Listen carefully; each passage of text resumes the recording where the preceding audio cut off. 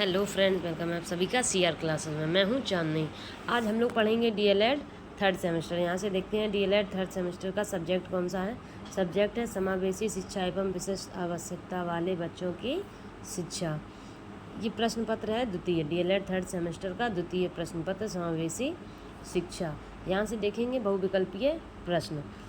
यहाँ से देखते हैं पहला क्वेश्चन। आप सभी को पता है कि आपकी एग्ज़ाम बहुत पास आ गए हैं, तो जल्दी से जल्दी आप लोग पढ़ाई करना स्टार्ट कर दें। यहाँ से देखते हैं पहला क्वेश्चन कि ब्लैक बोर्ड किस उपकरण की श्रेणी में आता है।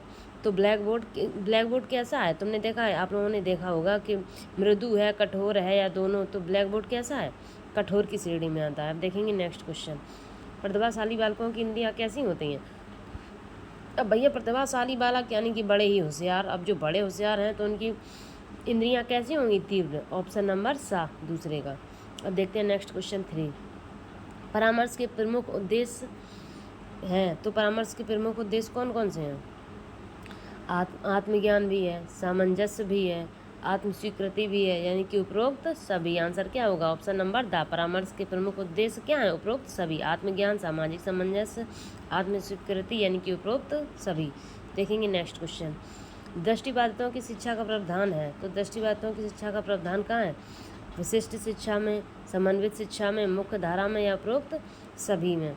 तो दृष्टिबाधितों की शिक्षा का प्रावधान है उपरोक्त सभी में। अब देखते हैं नेक्स्ट क्वेश्चन। ब्रेल लिपि की आयताकार सेल में कितने उभरे हुए बिंदु हैं। तो सबसे पहले ब्रेल लिपि किसने दी, लुईस ब्रेल ने। और इसमें कितने आयताकार बिंदु हैं, 6। अब ब्रेल लिपि होती किसके लिए है, दृष्टिबाधितों के लिए। तो ब्रेल लिपि की आयताकार सेल में कितने उभरे हुए बिंदु हैं, 6। अब देखेंगे नेक्स्ट क्वेश्चन 6। श्रवण बाधितों के वर्गीकरण का आधार होता है।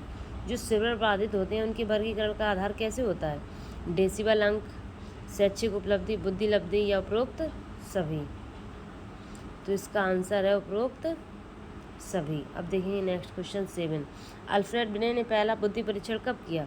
तो अल्फ्रेड ब्रे ने पहला बुद्धि परीक्षण 1905 ईस्वी में किया। अब देखेंगे नेक्स्ट क्वेश्चन। ऑप्शन नंबर 7 का ऑप्शन नंबर 7। देखेंगे क्वेश्चन नंबर 8। निम्न में से कौन प्रैक्टिकल रिकॉर्ड के पद नहीं है। तो कहानी, ऑप्शन नंबर आ, कहानी प्रैक्टिकल रिकॉर्ड के पद नहीं है। अब देखेंगे क्वेश्चन नंबर 9। प्रथम मनोवैज्ञानिक प्रयोगशाला की स्थापना की थी। तो प्रथम मनोवैज्ञानिक प्रयोगशाला की स्थापना की थी विलियम बुंट ने। किसने की थी, विलियम बुंट ने, यानी कि ऑप्शन नंबर बा। अब देखेंगे नेक्स्ट क्वेश्चन। सही दृष्टि कहलाती है। तो सही दृष्टि कितनी कहलाती है, 6/6। ऑप्शन नंबर आ। Next question 11। मनोवैज्ञानिक केंद्र का प्रमुख कार्य क्या है। तो मनोवैज्ञानिक केंद्र में क्या क्या किया जाता है, निर्देशन भी दिया जाता है, प्रशिक्षण भी किया जाता है, शोध कार्य भी किया जाता है, यानी कि उपरोक्त सभी। 11 का होगा उपरोक्त। क्वेश्चन नंबर 11 का है उपरोक्त सभी। मनोवैज्ञानिक केंद्र के प्रमुख कार्य उपरोक्त सभी हैं। नेक्स्ट क्वेश्चन देखते हैं। Next question 12। हकलाने की क्या क्या कारण है। अब जैसे कोई भी बच्चा है हमारे यहाँ, अगर वो उसके वंशानुक्रम में है कि उसके पापा या दादा हकलाते थे, तो वो बच्चा भी हकलाने लगेगा। और आसपास के जो बच्चे पड़ोस के खेलते रहते हैं हकलाने वाले बच्चों के साथ, तो वो भी उसकी एक्टिंग करेंगे हकलाने की, यानी कि। तो ये जो हकलाने के कारण कौन से हैं, एक तो वंशानुक्रम भी है और वातावरण भी है, उपरोक्त दोनों। हकलाने के कौन कौन से कारण हैं, वंशानुक्रम और वातावरण दोनों। अब देखेंगे नेक्स्ट क्वेश्चन 13। शिक्षा प्रक्रिया में अनुकूलन की आवश्यकता नहीं होती है।